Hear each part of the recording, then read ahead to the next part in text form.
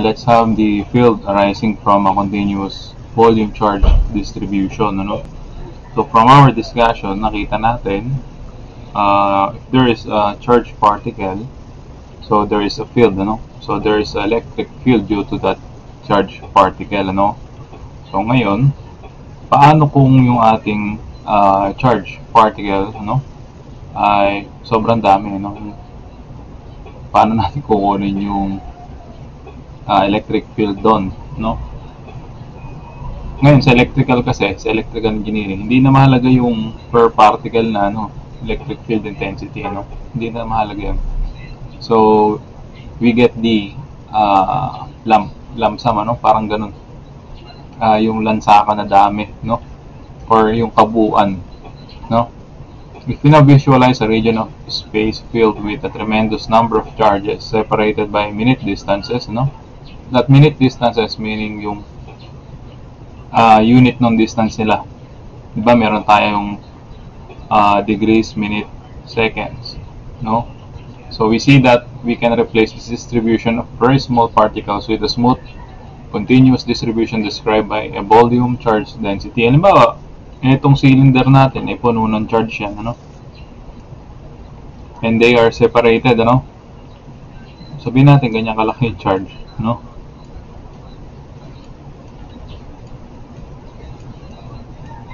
So distance nila sa bawat isa, okay, sabihin natin ganyan, and this is just a difference in volume, Okay,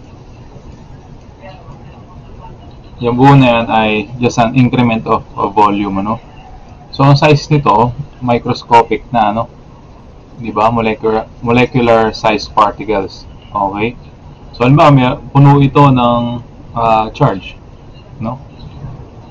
So sabi, kapag sobrang dami ng charge dun sa isang space, So we can replace that by continuous or continuous distribution, ng alin? Nung charge natin, So we have that volume charge density, Instead of having or considering one particle, di ba? So kailangan natin yung kabuuan. Kaya ngayon, density, pwede nating i-replace ng density. Halimbawa, we have a water density, Density ng water is 1 gram per cubic centimeter. Okay, for example, this is a container containing water, So this cylinder is containing water.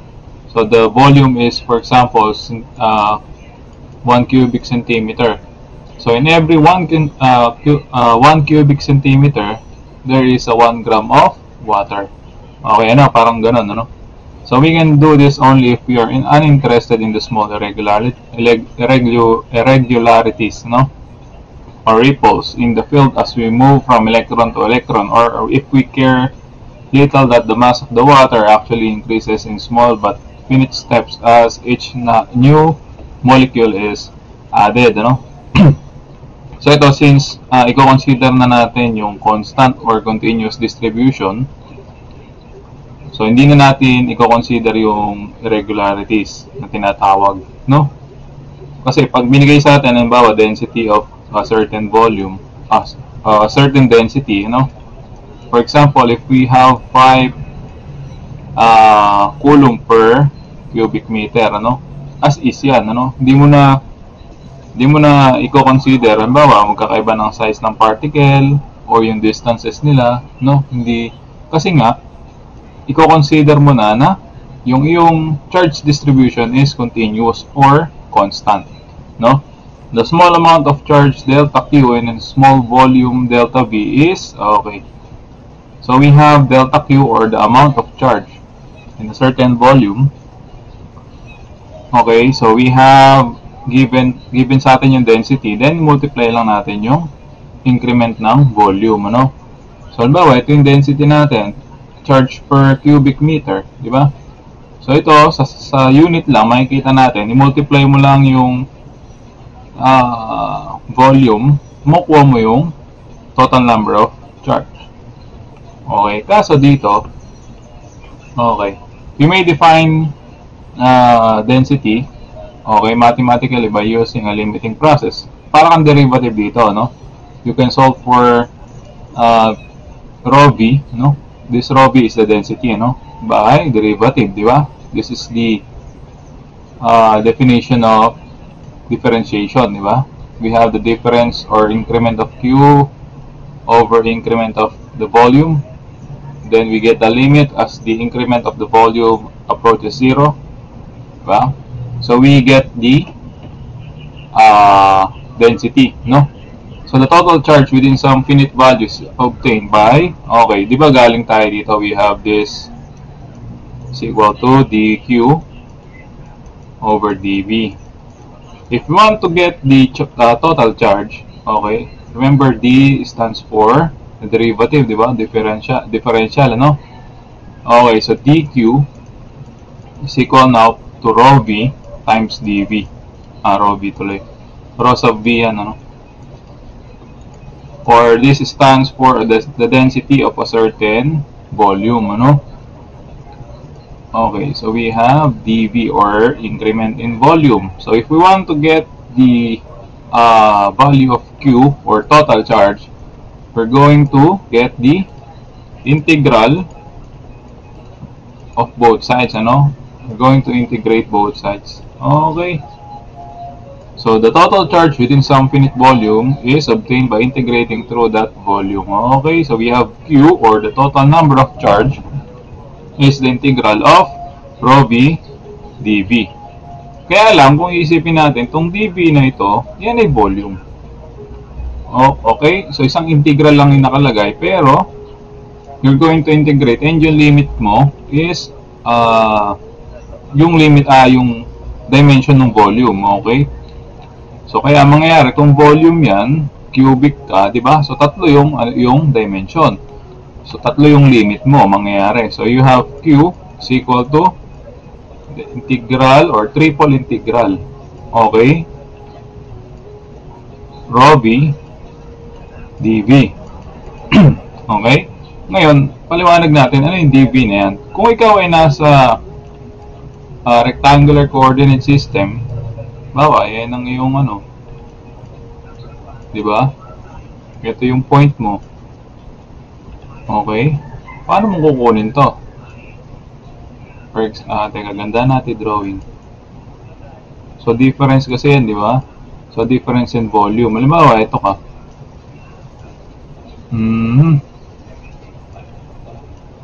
Kaya yung Cartesian plane, ano? So, meron kang initial point. Ito.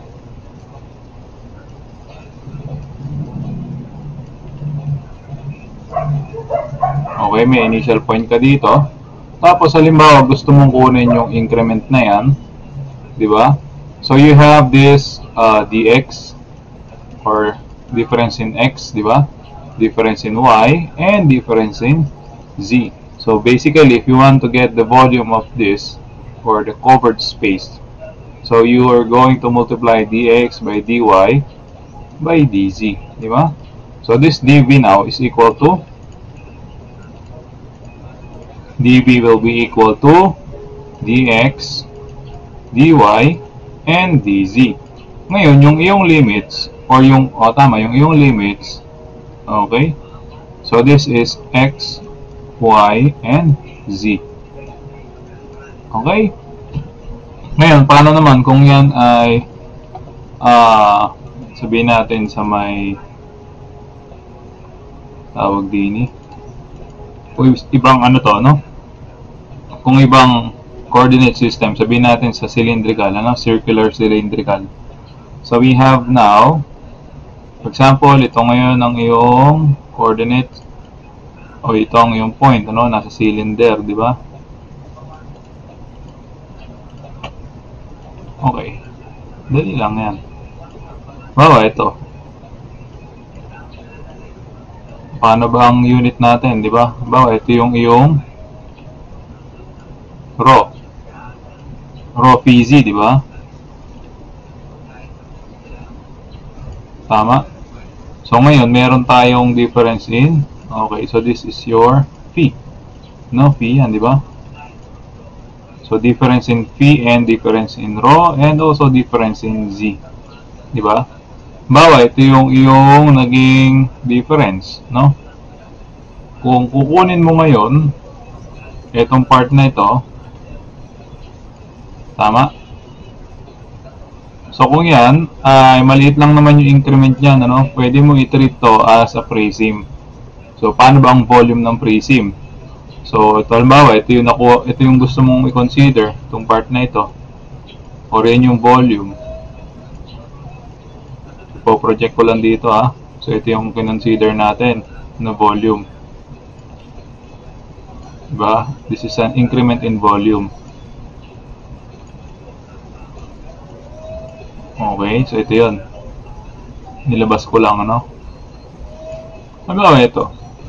Paano natin kukunin, ano? So tandaan natin, ito ay arc yan, ano? Arc na yan, hindi na yan, ano, straight line. So this is simply what? So this is rho, this is phi, no? This is a difference in rho. And ito, di mo naman pwedeng ibigay yan ng angle, ano? So if you want to solve for this length, so this is simply what? So rho d phi, di ba? You have the length or the radius. Ito yung radius mo, di ba? Kasi circular yung base ng ating cylinder. Then, you have the angle, ano? So, this is the formula we use for getting the length of an arc, di ba? Kung naalala, yan yung length ng arc, S is equal to r theta. So, our radius now is rho, tama? Rho, and our angle is d phi, no? Or the difference in angle phi. So, this is now rho d phi. At ito, true length yan, yung pataas. Z pa rin yan, di ba? So, we have dz. Okay, so now, if we're going to get Q, no? So, meron tayo ulit triple integral. Ang limit natin ngayon, rho, phi, and z. Okay, so kaya lang, kailangan maging cautious tayo dito kasi dapat yung paggamit natin, ba, pagka kay phi, no? Baka mamaya may given sa atin 0 to 2. Yan ay hindi angle, ano? Yan ay radian. Otherwise, kung yan ay degrees, naka-indicate naman, ano? Tapos, okay. So, we have still the rho sub v or the density, no? Then, yung dv natin from here, so dv now, halimbawa, di ba, sabi natin arc yan eh. Banatin mo lang, idiretso mo. Ano na ngayon yung length nito? Okay. So, itong length na to, kapag binanat mo, yun pa rin yung length na yan. For example, you have a circle, di ba? You have the circumference of a circle, 2 pi r. Alam ba, putulin mo dyan yung circle na yan. Iunat mo, diretsoin mo. Ano ngayon yung length yan? Siyempre, yung length ng circle or yung circumference, yan yung length na yan. Kapag inunat mo. Okay? 2 pi r pa rin yan. Ngayon dito, kung babanatin natin to, rho d phi pa rin yung length na yan, ano? Ayos ko lang to. Rho d phi pa rin tayo dito. Okay, so we have now, kapag binanat natin, inunat natin tong prism, no? Kasi wedge yan eh. May wedge ka, no? Kapag inunat mo ngayon to, okay, magiging prism na siya. Okay, so you have now d rho d phi, and dz. So you have the volume equals rho d phi times dz. Okay, so you have rho d phi times dz. Okay, so ito ngayon yung magiging paraan mo ng pagsosolve ng total charge.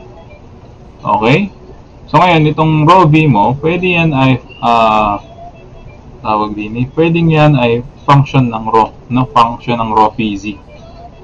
Ngayon, meron kang existing na rho, i-multiply mo lang, isasama mo lang. Okay. So ngayon, paano kapag tayo spherical? So sa spherical naman, pinakita na natin dati yung volume. Ang tanda ko, pinakita ko na yung volume ng spherical. Okay, so ang mangyayari doon kasi parang ganito lang din. you're going to, ba't ba ganun? Eraser. You're going to get the increment in volume, incremental volume, ano? Kaya lang ito, di ba ito is, kung yan ay spherical, burahin na nga natin lahat. Yan, yung volume sa spherical. Balik tayo dun sa lecture natin sa spherical, di ba? Bawa, ito yung sphere mo ngayon, di ba? Okay. So, you have now coordinates, no? In spherical. Okay. So, halimbawa, ito yung increment natin in volume, ano? So, this now is your increment in volume. Yung buo na yan, ano? You have actually 2 points. Okay? So, ngayon, pansinin tong part na to. So, dito, itong difference na to, okay, mula dito hanggang dito, yan ay difference in R. Okay? Or difference in radius. So, tandaan natin, yung coordinates dito is R, RP, RP theta, di ba? Yun yung mga coordinates natin dito. Okay? So, kaya itong length na to, di ba, ito yung R natin. Itong buo na to, yan yung R. Eh, ano ko lang, ha. So, ngayon, dalawa yan. Okay, dalawang points yan. So, this now is your difference in R. Okay? Ngayon, dito, so, since ito, yung angle natin, di ba, yung angle pataas, yung angle na to, for example, you have this, no? Yung angle na mula dito, yan yung theta, di ba? And yung angle dito sa sahig, yun yung phi. Okay? So this now, this is a difference in phi. Difference in phi. Okay? So ito, since itong length na to is, yan ay, tawag din ay arc, kagaya nung sa ating cylindrical. Ilalabas ko lang yung ano natin, yung figure. So ito siya kasi, di ba?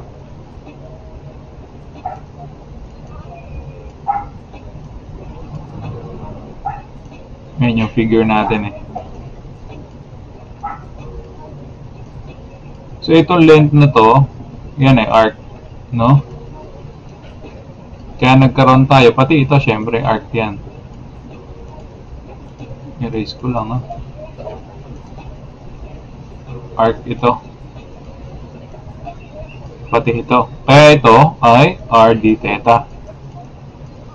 Kaya lang ito, pwede ba natin itong, ano na to? Pwede ba nating tawagin na RD phi yan? So, syempre, hindi, ano? So, kagaya lang din nun sa ating pag-solve nun sa components ng bawat isa. So, ito ngayon, hindi na siya RD phi, no? So, that is R sin d phi. Okay? Pinakita sa atin. Kaya, kung gusto mong kunin yung volume, ano? Babatakin mo lang ulit Parang gagawin mo siyang ulit prism, di ba? So, we have now dV is equal to dr times R sin d phi, R sin theta d phi, and R d theta. So, simply we have R squared sin theta. Nagsama ko yung dalawang R. Then, dr d phi d theta. So, this is now your increment in volume, no? Yun siya. Okay, so syempre, balik tayo sa PowerPoint. So, syempre, ito ngayon, so we have Q is equal to triple integral. So, you have R, you have phi, and you have theta. Then, increment or your density. Then, you have your dV, that will be equal to R squared sin theta, dr, d phi, and d theta. Okay, ganyan mo siya ngayon kukunin. Okay, now, para mas maintindihan, let's have an example. So, ito ngayon yung ating limits, ano? Pansinin, yung ating volume na given is cylindrical daw, ano? Nasa beam. Ngayon, yung ating density, ito siya, negative 5 times E raised to negative 10 raised to 5 rho Z. Ano? Pansinin nyo, yung mga coordinates natin is, yung rho phi Z na yan ay cylindrical. And we have microcoulomb per cubic meter. Okay? So, banatan natin. So, we have now the Q is equal to a triple integral. Okay? So, ano yung mga limits natin? So, yung ating rho is from 0 to 1. Okay? 0 to 1 centimeter, no? So, that is 0 to 0.01 kasi yung ating unit is naka-centimeter, dapat naka-meter yan. Then, yung ating Z or yung ating phi, no? So, paikot. So, kompleto. So, you have 0 to 2 pi. 2 pi. Then, you have limit para sa Z. So, mula kay 0.02. Lower limit mo, 0.02 or 2 cm. Gawin mong meter. And you have 0.04 para sa upper limit, no? Naka-meter na lahat yan. Ngayon, yung ating rho V, diba? We have rho V dV. Okay, now, so we have 0 to 0.1, 0 to 0.01, 0 to 2 pi. Then, we have 0.02 to 0.04. What is our rho V or our density? We have negative 5 times E raised to negative 10 raised to 5 rho Z microcoulomb, ano? Microcoulomb per cubic meter times what is dV. So, kung ito ay spherical, cylindrical, so you have rho, d rho, dV, dz. So, ayan yung iyong increment in volume. So, this is, tanggalin natin microcoulomb per, ano na yan, ano? Balik na lang natin mamaya.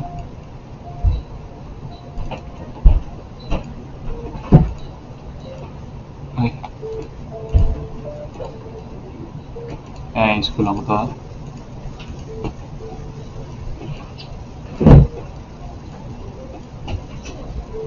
Rho, d rho, dV, and dz. Parang mas madali magsulat sa ano. Okay, so ito ngayon yung ating working equation, ano? So, paano natin ito ngayon i-integrate, ano? So, you have your limits for rho, your limits for phi, and your limits for z. Anong pinakamadaling unahin? Okay, so pwedeng unahin natin yung phi, no? Kasi wala namang ibang phi dyan, ano? So, mangyayari, dadagdag ka lang ng phi, ano? Pag nag-integrate ka. Okay, so we have now Q is equal to the integral of, okay, so ihiwalay na natin yung constant, di ba? So, ito ngayon, may constant ka. Lagyan natin yung limits ng rho tas z. Then, you have constant. Siyempre, wala ka namang ibang constant dyan, ibang variable na phi. So, hiwalay na natin yung buo na yan. So, we have 5 e raised to negative 10 raised to 5 rho z times rho. Then, ano yung i-integrate natin, di ba? Isama natin dito yung rho, d rho, and dz. So, ang i-integrate kasi natin is yung dv lang, ano? So, from 0 to 2 pi. So, ang integral nito, what is the integral of dv? Teka nga, ang pangit sumulat na dito, kahirap. Mas maganda siguro dito tayo magsulat. Hanap lang ako ng blank space. Okay, pwede na siguro dito. So, yung ating problem, we have Q is the integral of from 0 to 0.01. And yung integral no, or yung limits ng ating z from 0.02 to 0.04. We have the whole density as our constant, di ba? Negative 5 e raised to negative 10, e raised to negative 5. Sorry. Ano nga yan? E raised to negative 10 raised to 5 rho z. Okay, then yung integral daw nung dphi. So that is from 0 to 2 pi. Alam natin yung integral ng dphi, madaling-madali sa atin yan. So the integral of dphi is equal to what? Kapag ganito, di ba? So that is simply phi. Then yan ay definite integral. Kaya we're going to substitute yung values, di ba? 2 pi from 0 to 2 pi. So we have simply phi 2 or yung upper limit, phi lower limit, di ba? Kaya mangyayari dyan, so you have the upper limit, substitute natin, so we have 2 pi minus 0. Okay? So 2 pi malinaw, no? So i-multiply natin ngayon, we have q is equal to 2 pi times negative 5, we have negative 10 pi. So we have now integral of 0 to 0.01, integral of 0. From 0.02 to 0.04. Then, multiply natin sa negative 5 yung 2 pi, yung kalalabasan nito. So that is negative 10 pi e raised to negative 10 raised to 5 rho z. Diba? Ano natira natin? Rho d rho times dz. Okay? So next is what we're going to integrate next. So tandaan, ito yung ating limit para kay rho and ito yung para kay z. So pwede natin isunod yung z, no? So kaya yung mga constant, isang tabi na natin, ano? So next is integrating z, ano? Yung sa z natin. So we have 0 to 0.01 para kay rho. Then yung ating mga constant dito sa e natin, no? Meron tayong z dyan, kaya kasama siya. So isang tabi natin yung negative 10 pi rho and d rho. Okay, so we have now the integral of e raised to negative 10 raised to 5 rho z. So from 0 to 0.02 to 0.04. We have now dz. So paano natin solve to? So we have now dz. Okay, paano ba pagka mag-integrate tayo ng exponential? So the integral of this simply, let q is equal to negative 10 raised to 5 rho z, no? So getting the derivative of both sides. So we have negative 10 raised to 5 rho dz. So dz is equal to negative du over 10 raised to 5 rho. Okay, so we have now, we're going to convert this. Okay, so we have the integral, 0.02 to 0.04. So we have this constant, negative 1, or negative 1 over 10 raised to 5 rho. Tama ba ako? 10 raised to 5, negative 10 raised to 5, ano? Tama ba? Negative 10 raised to 5. Tama. So we have negative 1 over 10 raised to 5 rho. Binaba natin to. Ito yun, di ba? May mali ako. Bigyan ko na ilagay. Kahirap naman. magsulat. Okay. Negative 1 over 10 raised to 5 rho. Tapos, rewrite lang natin yung e raised to u. Okay. Then, okay. So, ito na ngayon yung integral mo. Di ba? So, mawawala na ito. Mawawala na itong integral sign kasi ito na yung integral mo.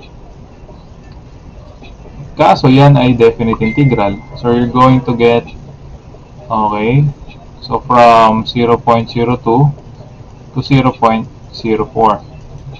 So, this now, iayos natin. So, we have negative e raised to negative 10 raised to 5 rho z all over 10 raised to 5 rho, no? Diba? So, from 0.02 to 0.04. Okay? So, pwede natin masolve yan using calculator. Simplify natin to. Okay? So, now, we have, ito, disregard mo lang to eh. Pwede mo na ilabas yan kasi constant. Dito ka lang magkakaroon ng operation. So, we have now, negative, labas na natin to ah. So, we have negative 1 over 10 raised to 5 rho. Okay. Then, going to get e raised to negative 10 raised to 5 rho. Rho times, what is z? Upper limit, 0.04. Diba? Minus e raised to negative 10 raised to 5 rho 0.02. Remember, nilabas ko na yung negative kaya nag-positive ka na, no? Diba sa pagkuha ng definite integral? Okay, so gamit tayo ng calcu.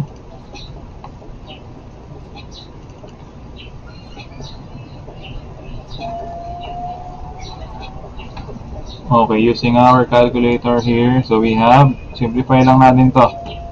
So we have negative 10 raised to 5 times 0.04. So we have negative 4,000, ano? And dito, malamang mangyayari dyan, negative 2,000. So we have negative 1 over 10 raised to 5 rho times 1 over, bawa na natin kasi negative, di ba? So we have e raised to negative 4,000 rho minus 1 over e raised to 2,000 rho. Okay. Kasi ito, isasama lang natin to dun sa may constant natin na to. So, negative 10 raised to 5, yun. Pag isinama natin dito. Okay.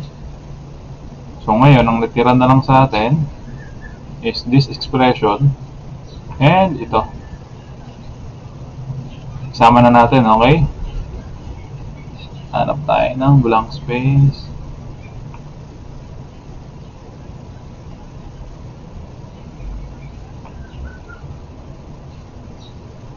Screen.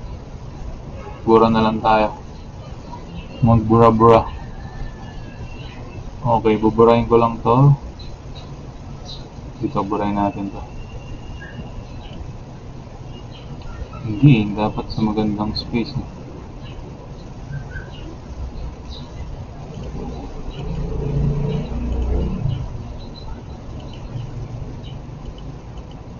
Teka lang ha.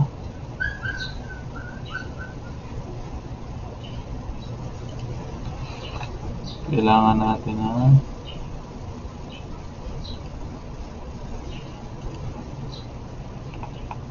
layo ng pagdadalhan. Okay. So, dun sa kanina, yung natira natin is yung q is equal to the integral of 0 from 0 to 0.01. Yun yung ating rho. Tapos, meron tayo doon. Negative 10 pi rho d rho. So, we have negative 10 times pi rho d rho. Tama ba? Negative 10. Okay, then itong term na ito. Sama natin. So, we have here. Okay, so we have negative 1 over 10 raised to pi. 10 raised to 5. Okay. Negative 10 raised to 5 rho. Times 1 over e raised to 4,000 rho minus 1 over e raised to 2,000 rho. Ayan tayo ngayon, ano? Okay.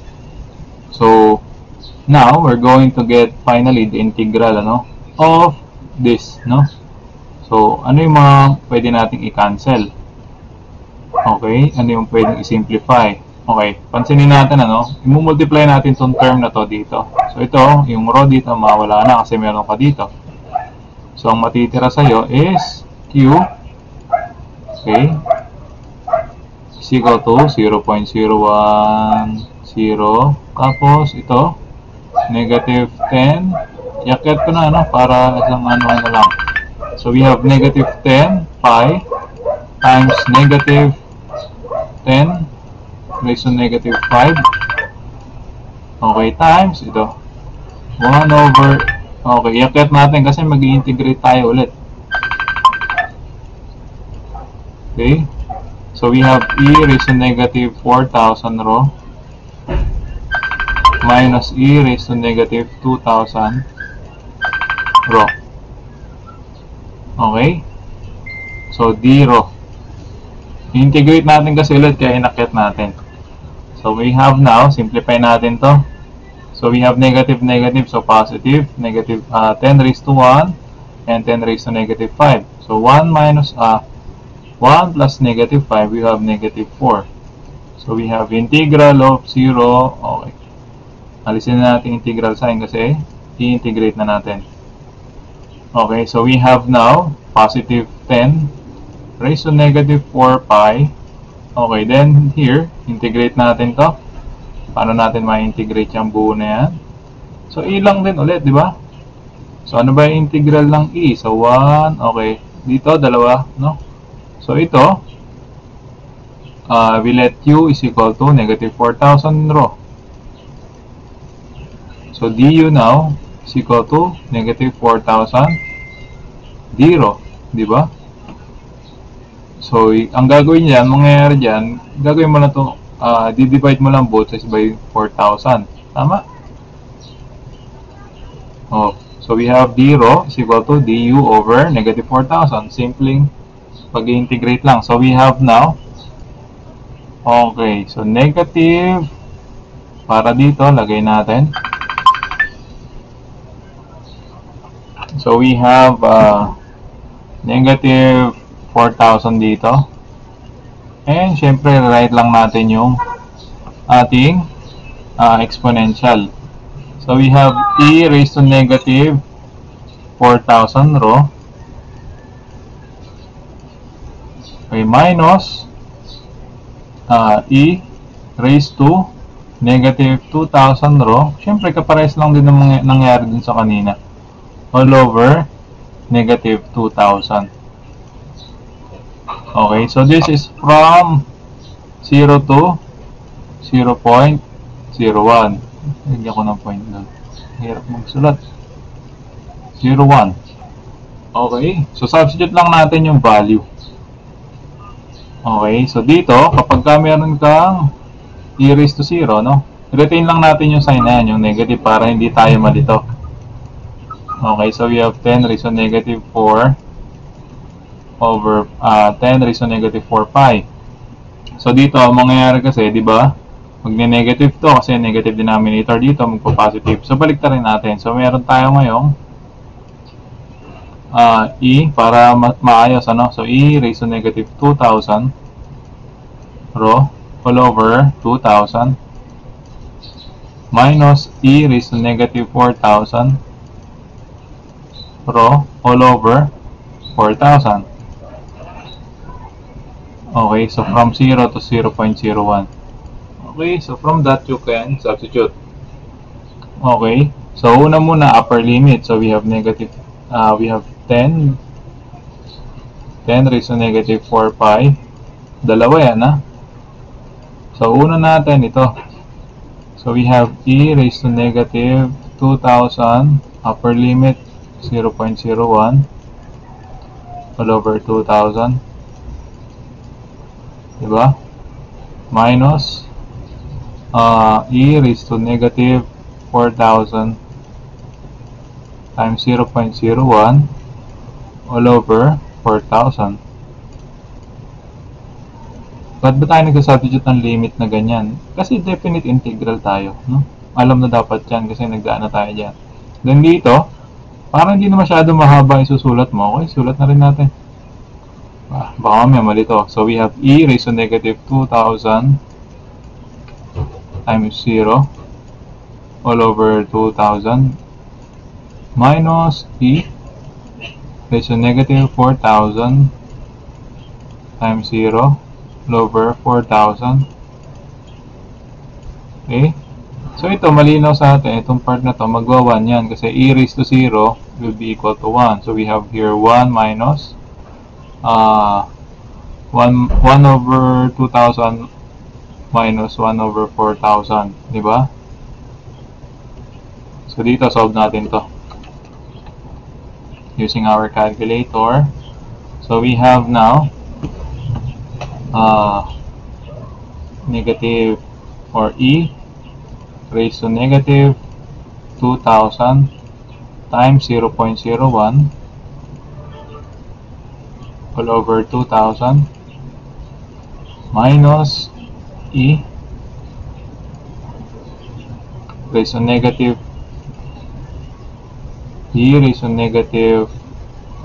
negative ito? Ayun, tama. Negative 4,000 times 0.01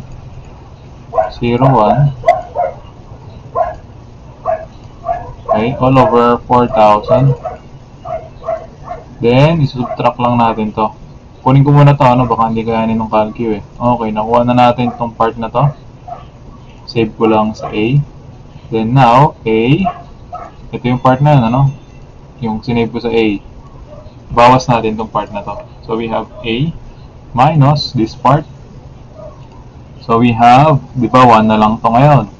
So we have 1 over 2,000 minus 1 over 4,000. So that will be equal to negative 2.499.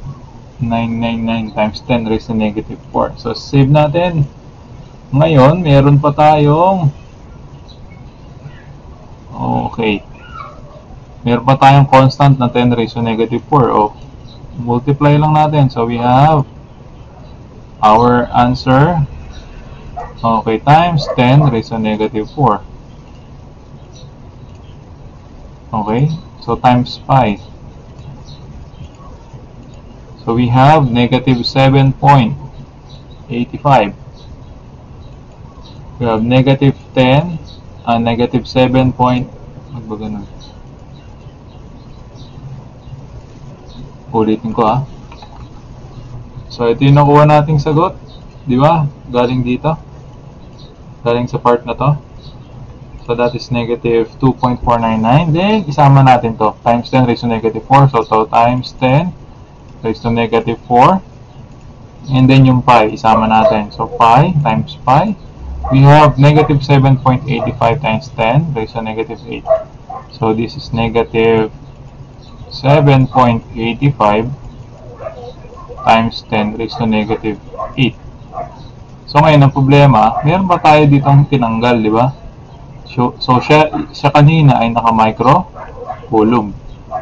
So yung ating problem naka-micro coulomb yan, ano? Micro coulomb per cubic meter. So kaya, kasama natin ngayon, kasama ba yung meter, cubic meter? Hindi na. So, microcoulomb ka na lang dyan. Kasi, yan ay total charge na, number of charge. Okay? So, simplify ba natin? So, this microcoulomb, okay, so that is times 10, di ba? Raised to negative 6 coulomb. So, we have simply negative 7.85 times 10 raised to, okay, 10 times 10, okay, negative 8 plus negative 6. So, we have negative 14 coulomb. Okay? So, that is your total value of Q. Or pwede nating i-rewrite, di ba, kapag ganito, pwede nating i-esog to. So, dagdag ka na isang negative dito. So, you can write Q is equal to negative 78.5 times 10 raised to negative 15. Okay? 15 coulomb. Eh, yung negative 15, ano ba yan? Diba? Nano, pico, femto. So, we can write negative 78.5 times 10. Wala nang times 10. Gagawin na nga nating femto coulomb. FC. Pico, femto, FC. Okay? So, ganun lang siya kadali. So, dapat lang precise ka sa pag-i-integrate, ano? Okay? So, itong negative sign, ibig sabihin lang yan, yung characteristic nung ano, no? Mas malamang yung negative yung charge, no? So, pwedeng ito, kapag tinanong yung total number of charge, disregard mo lang yung sign. Okay? Ang dinidenote lang yan, yung mas malamang. Okay? So, here, we use femtocoulomb, di ba? Pwede rin naman, ganito, no? Bawa, ito. Okay? So, galing ka ng negative 15. Okay? 14, atras ka ng pabalik. 14, 13, 12. So, dagdag ka lang na isang 0 dito. So, you have, pwede mo rin ilagay, no? Negative, Q is equal to negative 0.0785. So, negative 12 ka, no? 15, 14, 13, 12. So, we have times 10 raised to negative 12 coulomb, or you can write negative 0.0785 picocoulomb. Okay? So, ganun, ano? Baka kasi mamaya, yung problem na ibigay sa inyo, gusto niya yung answer naka pico, no? Picocoulomb or femtocoulomb, no? Ganun yung pagbabago niyan. Okay, or kung gusto niya coulomb lang, o then times 10 raised to negative 14 coulomb. Okay? So yun lang. Salamat.